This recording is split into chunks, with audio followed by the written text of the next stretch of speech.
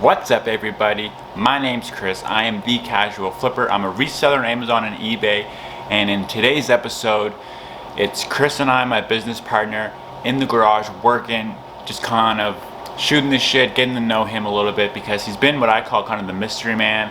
I talk about obviously my end of the deal very publicly and openly, and he's a big part of it now. So I thought this would be a great opportunity to get him out there, show you who I'm working with. Not only that, but you can kind of see the flow of things a little bit. So I think this is an interesting episode, and I do want to put this out there that if you like this style of content versus what I've done in the past, definitely let me know, because this is something that's very organic, I guess you could say, because we're already out there working anyway. So it's an easy way to create content. So if you have questions or you like this style, you want to see more of it, it's definitely doable for us. As we get more busy, as things kind of ramp up, the opportunity to create content becomes more scarce. So we just got to get more creative with it. So I think this could be a really good way. So I hope you enjoy this platform. It's just Chris and I in the garage talking. And I am, just so you are aware as well, on future episodes of this YouTube channel and the podcast as well, I'll have guests on. So I'm not moving away from that entirely, but I am going to try to create more documentation stuff so you can see exactly what it is that I'm doing. So I hope you enjoy this episode. Keep crushing and stay real.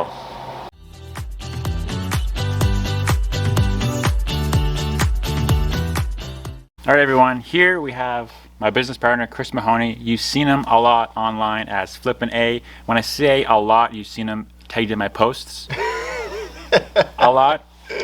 So I figured it'd be a good idea to finally take the mystery man out of the darkness and into the light. What is up? So today we're just kind of shoot the shit a little bit here. Bit of an intro to Chris. As you can see, we're in the new garage here, and we're just going through books, and figured it'd be a good opportunity to mix a little bit of content creation with work. So that's what we're doing today. Chris, maybe just tell these fellas a little bit about yourself. All right, so like Chris said, my name is also Chris. I joined this crazy wild business with Chris about 6 or 8 weeks ago now, and we've just kind of been flat out ever since then. I come from a little bit of a different background than the reselling business, obviously. I worked for a family business for the last 3 or 4 years, but I was in operations, so a lot of carryover business. At the end of the day, is business. Yeah. But yeah, other than that, Chris and I met working retail, 6 or 7 years ago now. Yeah, I think something like that. We've been buddies ever since, and stayed in good contact, and we would often discuss what Chris was up to with reselling and Amazon FBA, and the opportunity just kind of presented itself to get involved, and it was something that I was very excited about and very curious about, and we just kind of hit the ground running, and I jumped 2 feet in, and it's been a wild ride ever since, but loving every minute of it. Yeah, we used to do a call every Friday. That's right. And I would just, because I don't come from a place of a super businessy background, I'm more just dive in and do it. But Chris has more of the chops for business, so I would, get a lot of knowledge from him. So that's kind of, I think, how you really get into the knowledge of the business, I would think. And before we continue here, I have a question. Are these books good? Are these keeps? Like, what's this pile? Those are keeps. Okay. Yeah, those are keeps. That was your pile, actually. It was? Yeah. Oh, good. Yeah. So. Okay. So I'll work on this palette here. Okay. So what are your first impressions of like the reselling community, and like what opportunities do you see with what we're doing in particular? Yeah, so I mean, reselling in general and flipping cross, I mean, this is business in its rawest form, right? I mean, you buy something for $1, you sell it for $2, and in some cases you buy it for $1 and you sell it for $40. So it's very entrepreneurial, but with that comes competition, comes challenges, supply challenges, just like any other business, right? So the easier it is to get involved and the lower the barriers to get involved, the more competition you're going to have. But then it comes down to creativity, relationships, hustle, which are all things I think, Chris has, and in spades, and why he's been so successful so far, and what attracted me to the business, right? And just, I mean, the idea of being able to pick something up and scan it and realize that it's worth so much more than what the current person is asking for it is like, it's incredible, right? Feeds that hustle, entrepreneurial side of my soul, and I think a lot of other people's. And so to get other like-minded people who are all on the same page but doing it in their own various forms, I think is really cool, because it's not a cookie-cutter thing. The idea of buying it or selling it for more than what you paid for it is the same, but what you're buying, how you're buying it, where you're selling it, how you're selling it, it varies, and everybody's got a unique story. And so I think it all adds to the community and adds to everybody else's experience, and everybody kind of lifts each other up through those experiences, right? So how do you feel about things like the social media side of it? Is this annoying to you, or is this totally chill?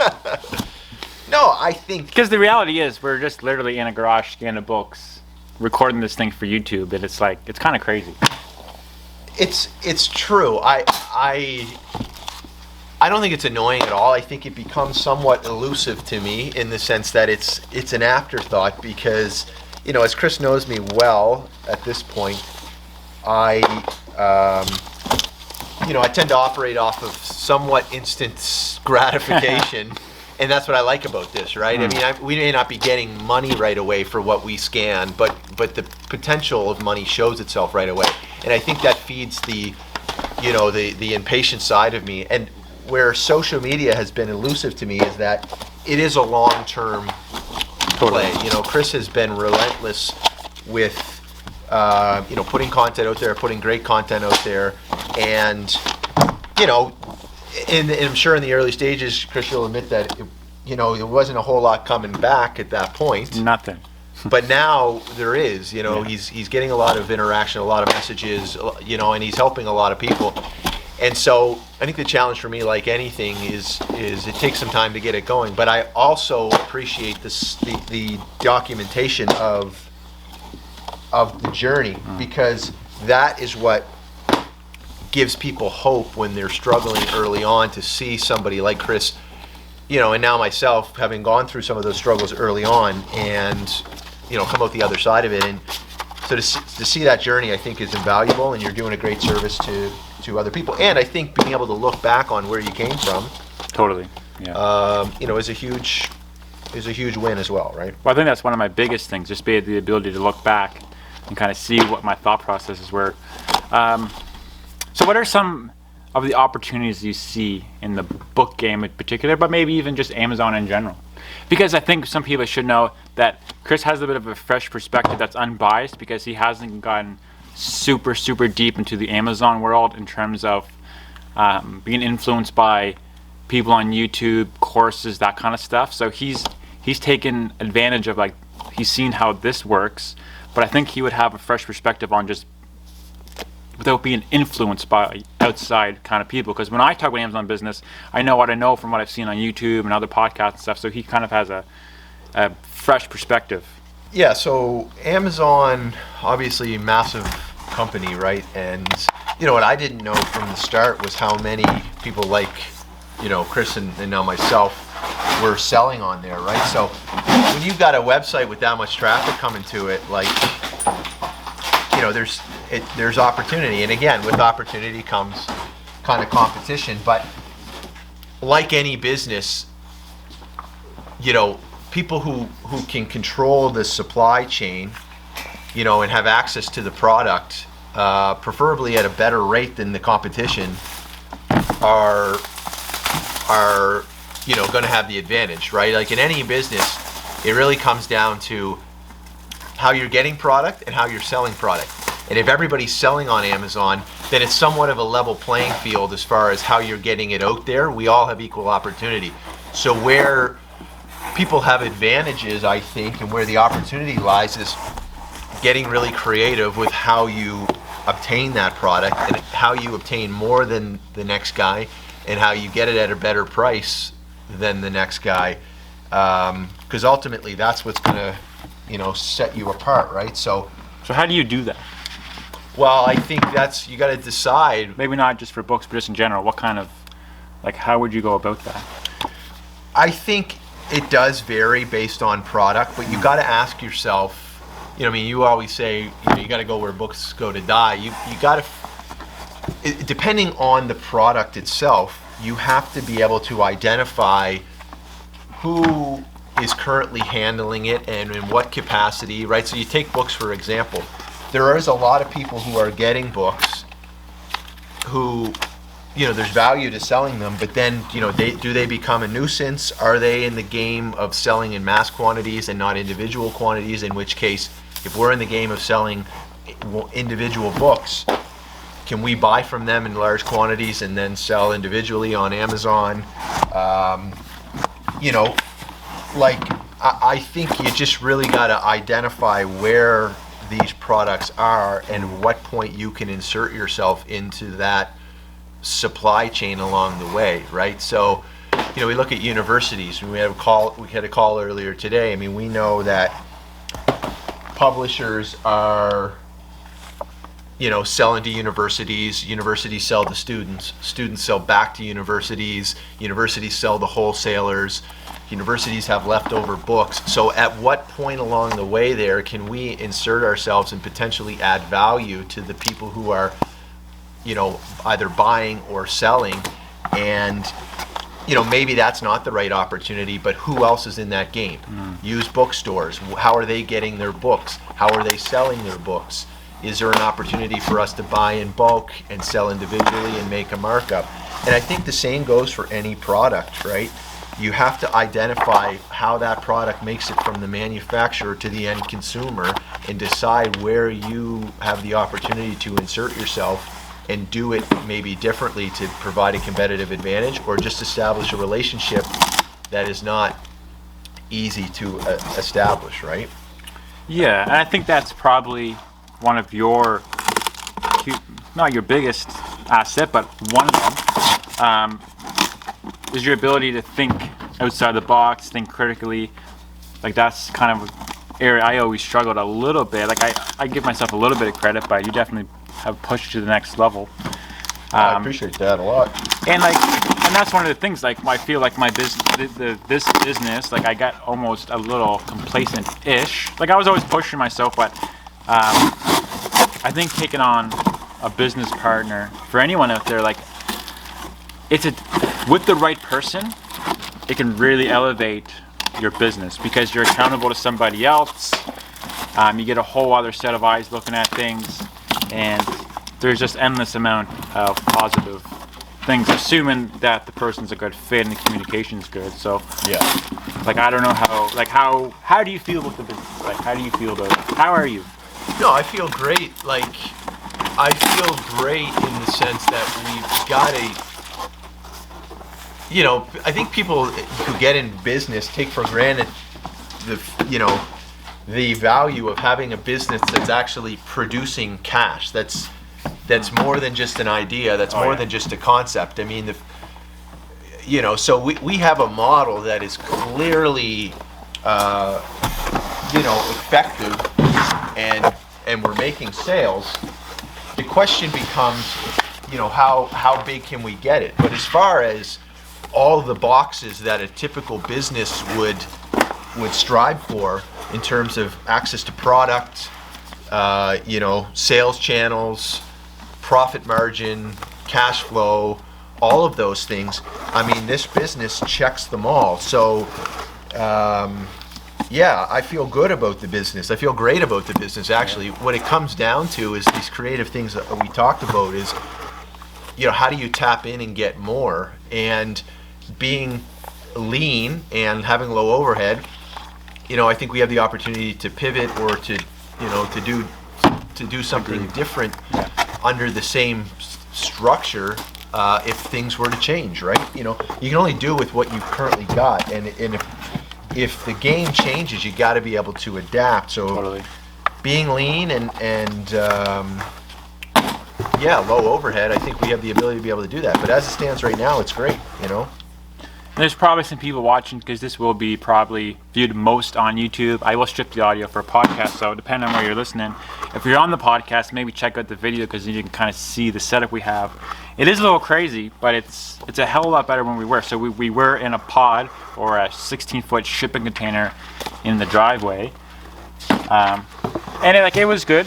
It got me started, right? And now I've moved. We're in this garage, and basically what happens is we get pallets of, oh, here's a good one. That's quite nice. We get pallets of books delivered to us. So they're, the camera's on a tripod, so I can't really show you, but we get these pallets delivered. We just got 4 of them. We got 6 yesterday. We break them down, we go through them. So right now we're just really taking boxes off them one by one, scanning them, and then we have our app set up that tells us yay or nay. So like this guy here, this is telling me we'll get roughly $18 profit on it, and it sells a lot. So while we're chatting here, it's literally just scanning the books, putting the good ones in a bin that we'll bring inside to list, and then we have these cages that we're filling up here that will actually get picked up on a weekly basis by a recycler. So we are trying to try.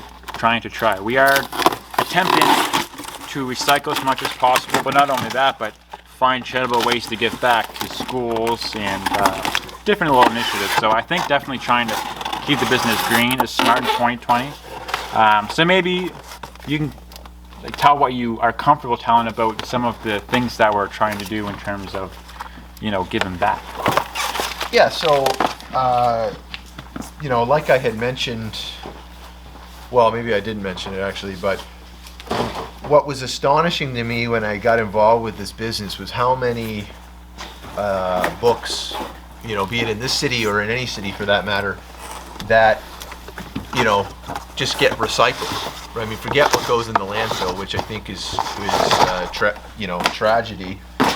But they just get recycled. That the people who obtain them don't have the means to be able to sort them and distribute them in a way that can add value to people, even as far as a donation goes. So they end up being recycled, and and so that posed an opportunity for us to be able to obtain books at a relatively good rate. But what goes with that, and it's the nature of the business, is the reality is only so many of these books are good to us as well, right? So then we have the tough decision of what to do with the ones that we don't use, right? So, the responsible thing is to recycle it, but if we can put them in the hands of people who need them, then I think we have an opportunity to give back and to keep these books in circulation.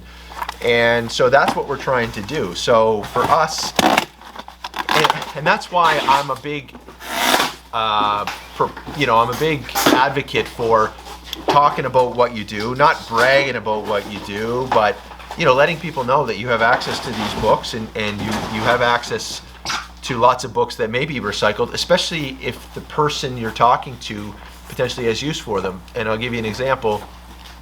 I was at a thrift store. I was checking out. A woman made a comment on the cart of books that I had. And anyways, it turns out that she was a teacher.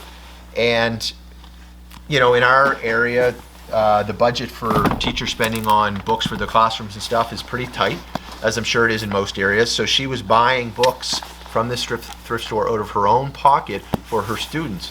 And we're passionate about this business, but we're passionate about books, and I saw an obvious opportunity not to sell her books, but to give her books that we would otherwise just be discarding. I thought, why not? And so she's one of many examples of people who we could supply her classroom for probably a year's worth of books in a single week of our sorting, and add a tremendous amount of value, give back to the community, and it doesn't cost us anything, right? Other than a little bit of time, but happy to do so. And so, that's one of many examples. And then one of the other things that we want to do is understanding the environmental impact of printing books. We're clear cutting trees and using the pulp for paper, and not us specifically, but the publishers. So, Chris and I kind of came up with the idea of how we can make this more sustainable, at least play our part in that. And we're partnering with a few companies that plant trees with in partnership with corporations for point of sale purchases and things of that nature. And our goal is to plant enough trees, not only that we eliminate the environmental effect that the books that we handle has created, but we somewhat reverse that. So we'll plant more trees essentially than what it was required to print the books that we receive, if that makes sense, right? So a couple initiatives that we're doing, but we're always looking for more, especially if it keeps these books in circulation and people are allowed to, are able to utilize them, right? Yeah. So if you're out there and you're listening to this and you're kind of thinking that you have an idea of a way that we could repurpose duds to help, then by all means message me and I'll definitely see it. One thing I'm probably too good at or too responsive at is my DMs. I probably spend too much time there. So I'll definitely see it if you message me, whether it's on Instagram, Twitter, YouTube, wherever. So definitely reach out. And any comments or anything like that. I do want to keep this one a little bit short. Attention on the podcast is typically around 30 minutes. It kind of tends to go downhill a little bit. But main thing here was to kind of introducing my good friend here, Chris. Friend first, business partner second. That's my new slogan when I introduce Chris. And if you enjoy this, this isn't a big deal for us to hop on and record while we're scanning or working in the garage. I mean, it takes our attention away a little bit, but it doesn't always have to be so conventional. So if you like this, definitely let me know, and we can do stuff like this more often. If you got questions, fire them off. I can ask them to Chris or myself during these to get answers out there. But yeah, hope you enjoyed. Keep crushing it and stay real. See you guys.